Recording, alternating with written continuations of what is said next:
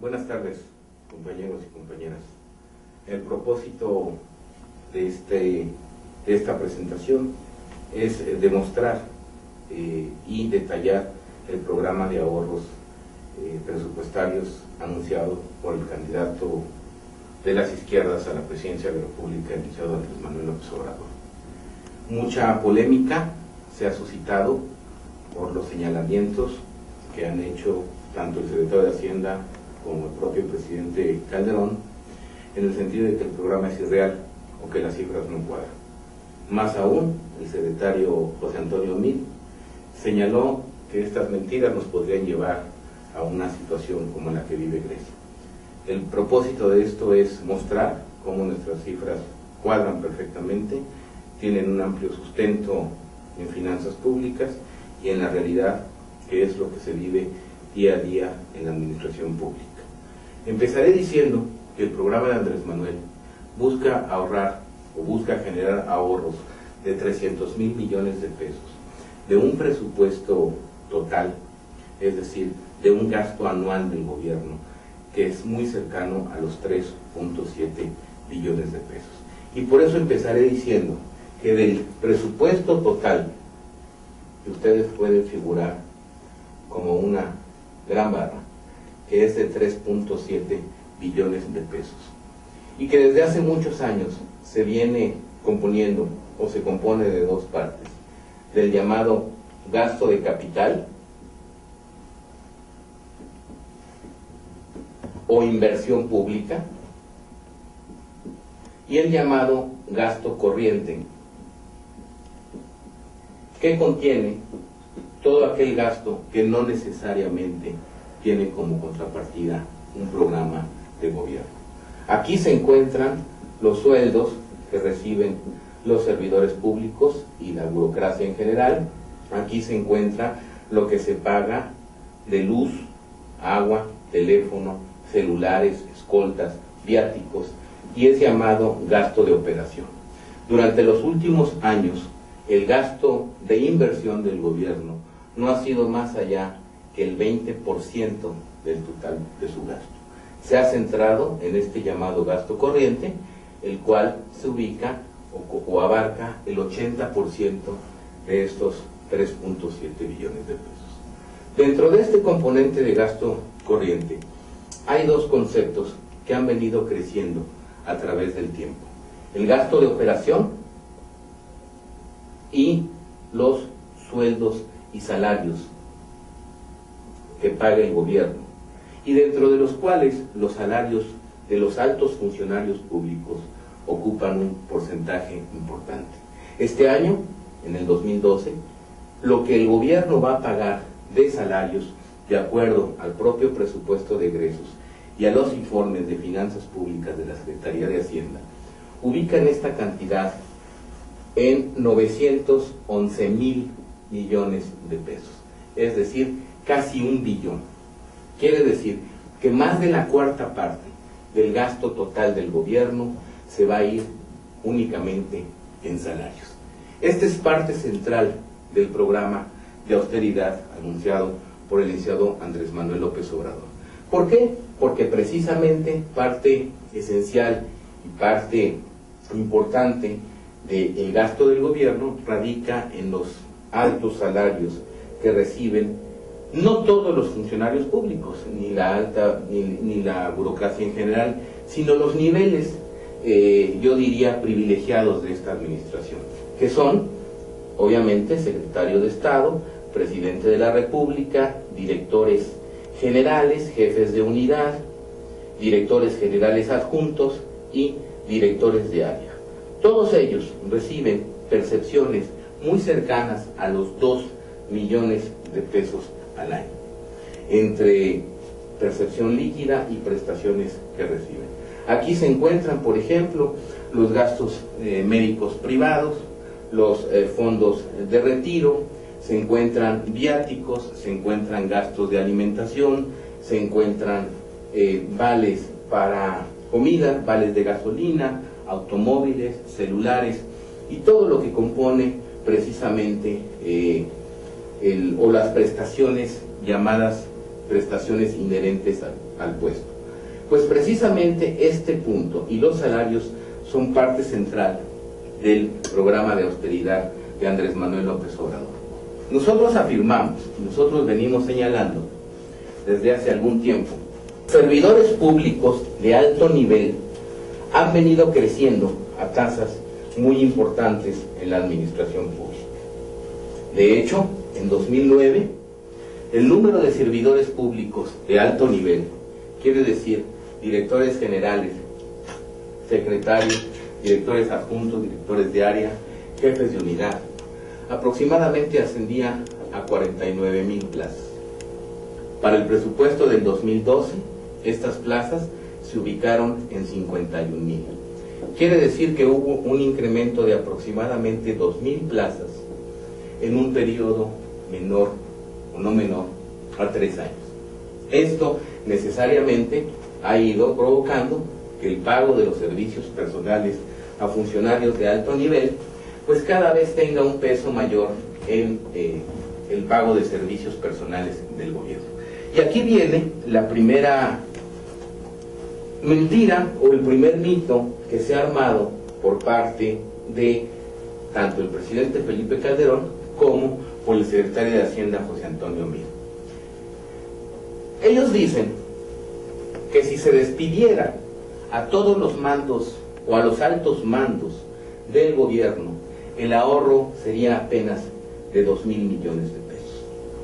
Esto, evidentemente, es una cifra falsa y es una cifra que busca desacreditar el programa o las medidas de austeridad anunciadas por Andrés Manuel López Obrador. Lejos de eso, nosotros aseguramos que el ahorro de disminuir los salarios que reciben estos funcionarios y sus prestaciones sería de una cifra cercana a los 100,000 millones si consideramos tanto a la administración pública centralizada, que son las secretarías de Estado, como a la administración pública no centralizada, que serían todas las entidades paraestatales, la Comisión Nacional Bancaria y de Valores, el IPAB y todos estos organismos que no necesariamente, o que si bien dependen de una Secretaría de Estado, no forman parte de ella. Y para eso haremos un ejemplo. ¿En qué nos basamos para llegar a las cifras que estamos llegando? En el presupuesto de egresos de la Federación, en el tomo 8, por ley, todas las secretarías de Estado, el gobierno federal, tiene que presentar una relación de los niveles, del número de plazas, de sus niveles y de sus percepciones anuales, tanto en sueldos como en prestaciones. Esta información es pública, se encuentra año con año en el presupuesto de egresos de la Federación y bueno, pretende o busca que los diputados a la hora de aprobar el presupuesto conozcan estas cifras. En el caso, por ejemplo, de la Secretaría de Hacienda, el sector Hacienda, es decir, la Secretaría de Hacienda con la CNBV, con el SAT, con la Comisión Nacional Bancaria y de Valores y demás entidades, tiene un total de 58,945 trabajadores, entre mandos superiores y mandos inferiores. La Secretaría de Hacienda como tal, es decir, únicamente la Secretaría de Hacienda, tiene 5,947 trabajadores. De estos 5,947 trabajadores, 555 son funcionarios públicos de alto nivel. ¿Qué quiere decir esto? Que la Secretaría de Hacienda tiene 387 directores de área, tiene 109 directores generales adjuntos. Por ejemplo, en el caso de un director general adjunto, tienen una percepción anual de 2.4 millones de pesos. Es decir, que si nosotros multiplicamos 2.4 millones por 109 plazas, obtenemos lo que la Secretaría de Hacienda le paga a estos 109 funcionarios de alto nivel. De igual manera, tiene 5 jefes de unidad de nivel subsecretario, de tal manera que si nosotros multiplicamos lo que reciben de sueldo por los números, vamos obteniendo una nómina de lo que le pagaría la Secretaría de Hacienda a estos 555 funcionarios. En el caso del presupuesto del 2002, si nosotros realizamos este ejercicio, obtenemos que únicamente 555 funcionarios de los 58,000 que tiene el sector y de los 5,947 que tiene la Secretaría de Hacienda, reciben o le cuestan a las finanzas públicas 1,056 millones de pesos. ¿Cómo es posible? Y vuelvo a insistir en que Felipe Calderón hable de la cifra de 2,000 millones cuando es esta nómina únicamente generada por 555 funcionarios de alto nivel en dicha secretaría. Luego entonces, además de estar equivocado el presidente Felipe Calderón, nos damos cuenta que si aplicáramos una reducción en las percepciones de estos funcionarios, tan solo de la Secretaría de Hacienda, de estos 5,947 trabajadores, incluyendo únicamente los mandos superiores, se obtendrían más o menos 528 millones de pesos de ahorro.